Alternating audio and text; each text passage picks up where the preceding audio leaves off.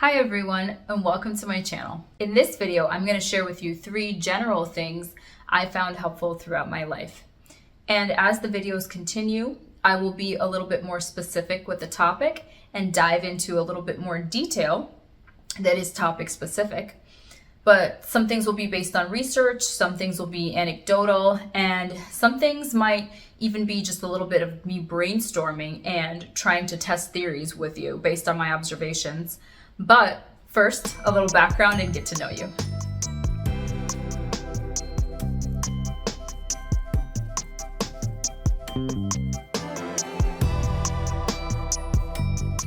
So I'm Sai, and by day I am an engineer, and by any other time of the day, and honestly, including even when I'm inside of my 9 to 5, I am really hungry for learning about people and personal growth in general. I am a certified integrated attachment theory coach, and I'm moving my way from fearful avoidant to secure.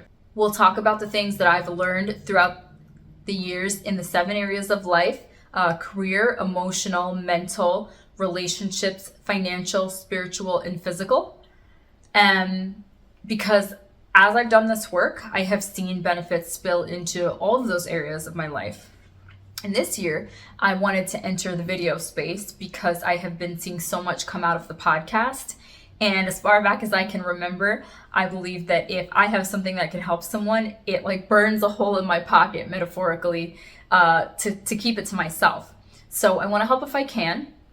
And this is my very first video, like I mentioned. And in it, I wanted to start 2026 off sharing in this form in addition to the podcast. So if you came here from the podcast, nice to meet you. This is what I look like.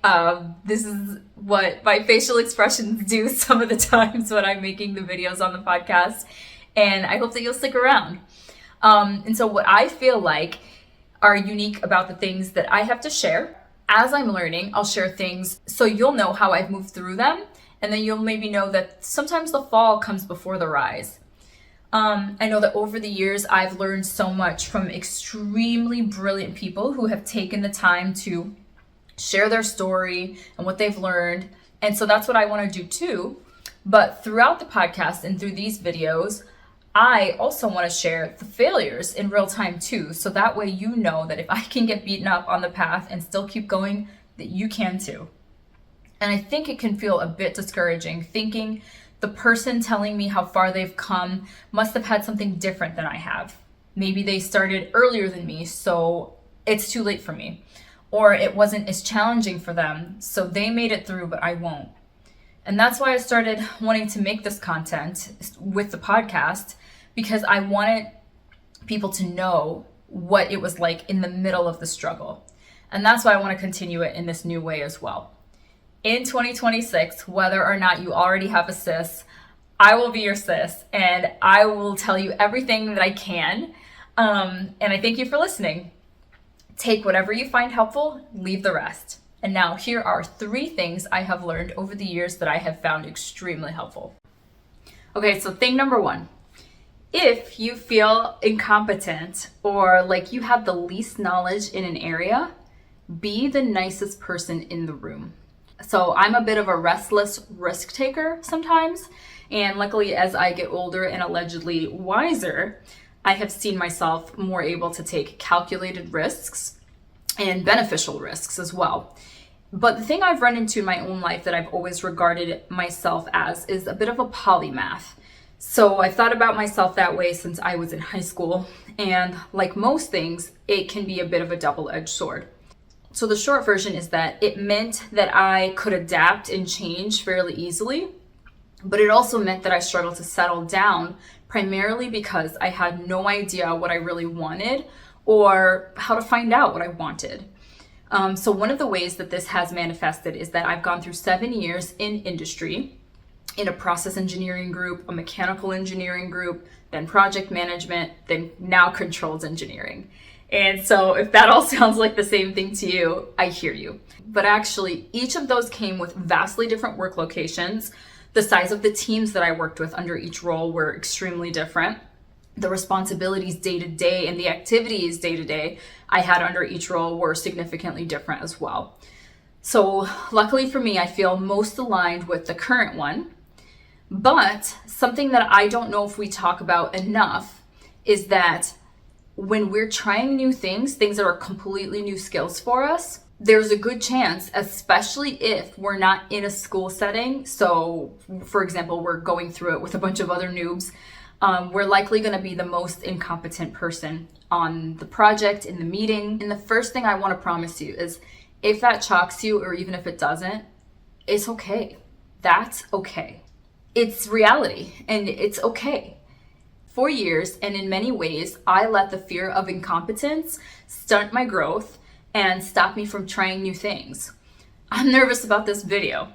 Is my background too boring? Is it too distracting? Does it look like I'm looking in the camera, or do I look crazy? Do I have the right equipment? Right now, my phone is literally attached to a microphone arm because I don't have a stand for my phone currently, and I don't have any expensive or fancy camera equipment. So I've just set it up this way, and there's like a weird angle with my door. And yesterday, I was kind of trying to work through this feeling of incompetence. So I said, okay, I'm going to set up the video. I'm going to record it. I gave this talk for 30 minutes of raw footage before I edited anything. And about 2 minutes into the video, the sound was completely ruined. And I'm not sure what happened. I've been kind of checking periodically through this video to make sure the sound is okay. But that was something I had to deal with last night when I went to bed. I felt so accomplished after making the video, and it was pretty discouraging to go, okay, now I have to do it all over again because I don't have the right setup or the right equipment that made it kind of go smoothly the first time. And on top of that, I am a journalist. I'm a podcaster. And how my podcast came about is from the journals that I write. So when I do the podcast, I read my journal. That's exactly what the podcast is. And in the same way, I'm the same person, even though I'm doing a video. So I write these things that I think about first, and then I'm going to try to give them to you on the video. And I don't know if it's awkward that I'm looking at my writing and then looking up at the camera, and if that's distracting. These are all things that have sort of like been whirling around in my head that present themselves as being barriers for me to starting this work. And I know that if I listen to those voices, I'll never start. So that's one thing from me to you, just breaking the fourth wall a little bit. That's what's going on, and hopefully you still find the video helpful even with all those things that I'm working through. I said to myself, enough, go make the video yesterday. And then today, luckily, I didn't let it get me down too much because I'm learning this behavior and attitude of trying and failing, that when I saw that the video footage wasn't very good for me to be able to use, I mean, it was unusable. I had enough gumption in me to come back and give it another try. So this is take 2. So the next thing is that in that respect, I love actually watching YouTubers who have been making videos for a while, and sometimes I'll go back to their super old videos and I'll see what it looked like when they started. I mean, some of those videos look like they were made on like a T-Mobile Sidekick, if you remember that phone. But it's so encouraging to see that because it shows you that where they are now isn't necessarily where they got started, and sometimes that's really powerful to see. So jokes aside though, I think that so many of us let things like that stop us.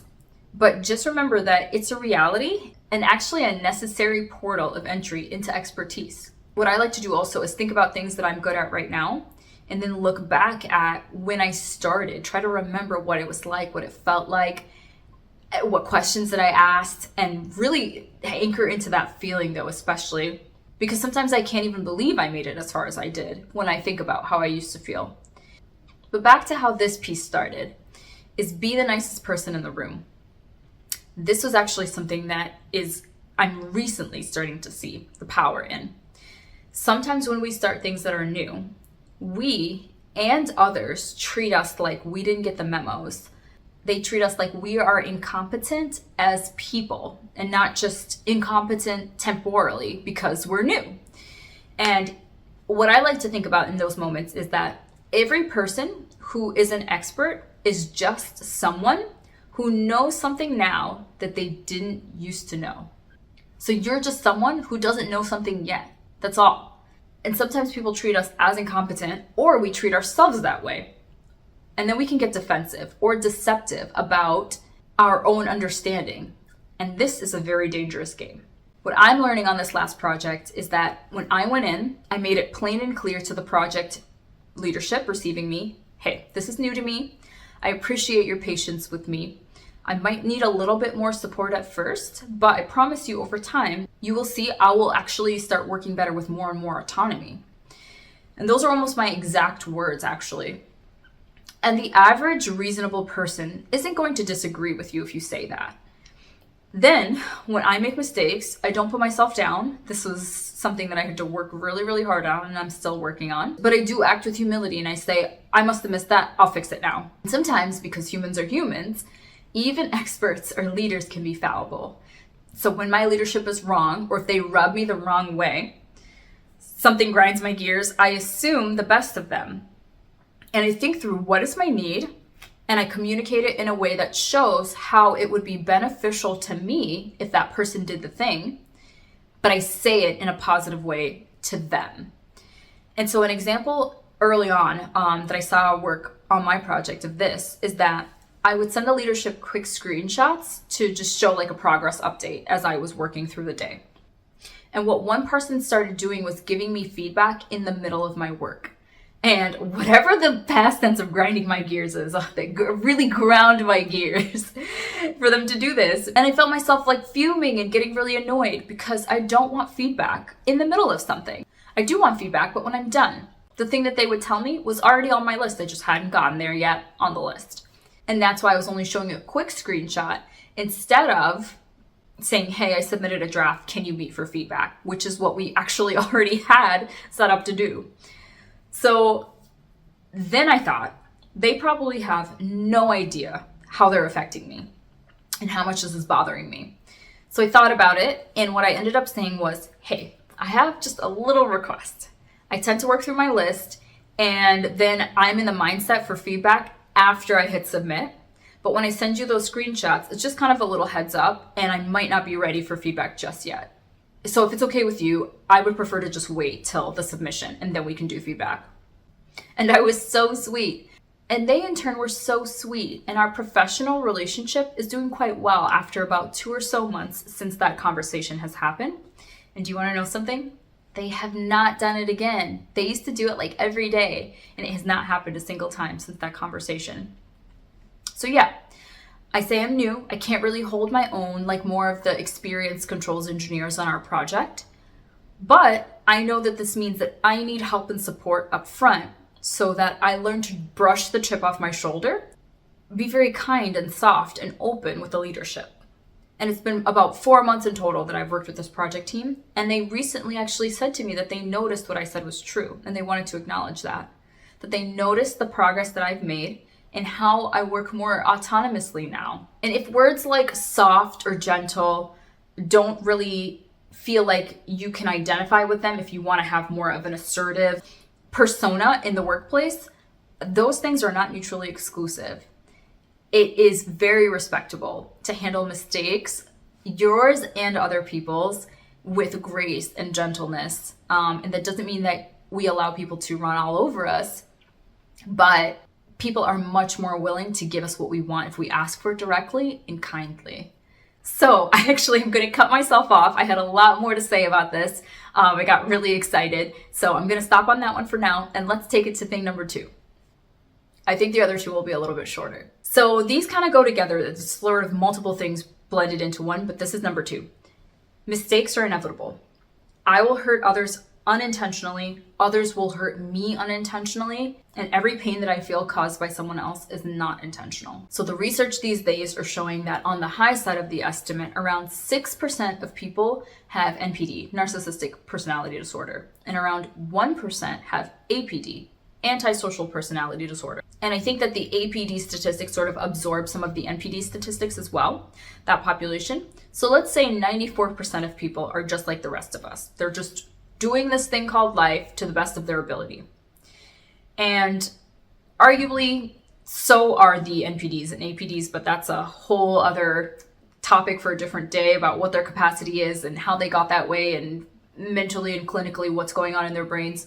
But for the vast majority of the rest of us, we're doing our best. And sure, there are some vindictive stinkers out there, but people are just living their own life on their own planet for the most part. And so am I, and so are you. We all have goals and dreams and pains and traumas and general conditioning that make it so that my set of rules for life are different than your set of rules for life. And it can vary from person to person. So throughout my life, I never really personally turned to vindicating myself through active revenge, but I spent a lot of time withdrawing and pushing people away because they hurt me unintentionally. And I believed that if somebody loved me, they would never hurt me. And that is a damaging lie. So like many things, often what we hold other things to as well, we'll push on ourselves, we'll turn on ourselves. And so I damned someone if they hurt me in my life. And then I punished myself likewise if I felt like I hurt someone. What is wrong with me? I used to say, like, I must be the worst person on the planet. And sometimes this would lead to me trying to actually over appease the person that I felt like I hurt. And then I'd be resentful because I'm just kind of stuffing myself down to over appease them. And then I would hurt them again accidentally because I've had enough. And then the cycle would just repeat into oblivion. And I also feel like feeling like we are the worst, believing that we deserve less, actually makes us more prone to be treated poorly by other people because that's what we believe that we deserve. So Titus Gibson is one of my heroes at this point, and she talks about something called ICA. And I'll talk about an extra letter in just a second. But ICA is inquiry, compassion, and accountability. So if I take some time to be understanding about why I hurt someone else or why someone else hurt me, then I move through this process a lot quicker and with so much less pain. And so I think, what was I going through at the time? What were they going through? I have compassion for myself is the next step, right? So the first step is I ask. When I ask, then I can have compassion as well. I see my own side, or I see their side. Accountability, if it's me, and here's the last letter that I'll add, the B, it's setting a boundary. So if it's me, I'm going to try to solve things at the root and hold myself accountable through that I and that C. And then I'll do the accountability if it's coming from me. But if it's from them, I'll do the inquiry. I'll have compassion for them. I'll work on my stuff if I'm partial to it. But then I'll have this B, I'll set a boundary as well if the person hurt me and it's coming from external. So sometimes we might need both in some cases. If I yelled at someone or vice versa, and I know that that's not how I want to speak to other people or be spoken to, then I ask myself, well, am I going through a breakup? If they yelled at me, are they going through the loss of a job? Then I apologize, like I said, and I work on solving it at the root. I get emotional support for the breakup. I work toward finding employment if I lost my job. And taking accountability into our hands, what it does for us is it gives us power. It gives us back that control and that agency in a healthy way. And if the hurt came from externally, then I can say something like, hey, I know you're going through a tough time, but I need to be spoken to respectfully regardless of the circumstances. And then I can really help you. And if they don't work it through with you, or they keep repeating the same behaviors, then you know the boundary that you've set ahead of time. Either I'll leave the room, or I'll end the phone call, or I'll stop texting back. And when they do it, then I actually leave the room. I actually say, I need to leave this phone call right now. And you hang up. And then you actually stop texting back. You stand up for yourself. You will hurt others. You will be hurt by others. If we're in healthy relationships, and as we move toward healthy relationships, that hurt is going to be increasingly more and more unintentional, but the rules still apply. Inquiry, compassion, accountability, and setting a boundary. Use that, and I promise you life will open up. Okay, last but not least, kind of a fun one. Number 3 Eating strawberries will neutralize the taste and residue of garlic and onion in your mouth. This is the most controversial thing I'm going to say in this episode, is that garlic and onion gross me out. I used to love them, but part of the path that I've been on over the last several years is that recently I discovered I'm allergic to them. And when I say recently I discovered, I don't mean that the allergy is recent. It's been sort of years. When I look back, I can remember it for as far back as I can remember. But in 2023, I took the skin prick test and it came back positive with those two as allergies. And that, and along with multiple other things I was allergic to. So I stopped eating them, and then my chronic symptoms went away. And then when I eat them here and there to try it out, when I ate them here and there to try it out, then the symptoms would return. So I knew for sure I was allergic to garlic and onion. And then I also learned it is very, very hard to go to a restaurant and get a meal that doesn't have garlic and onion in it anywhere. So luckily my allergies are not life-threatening, but they make me feel really sick. I'll have nausea and headache and, trigger warning, sometimes a little bit of vomiting as well, depending on how much I eat or what else is going on with me at the time. And I've researched years ago how to get rid of the taste of those ingredients in my mouth. This must have been before Google was even a thing. Maybe I was like Ask Jeevesing it or something. And I had been using that as a hack for a long time, but it still holds true even in recent years.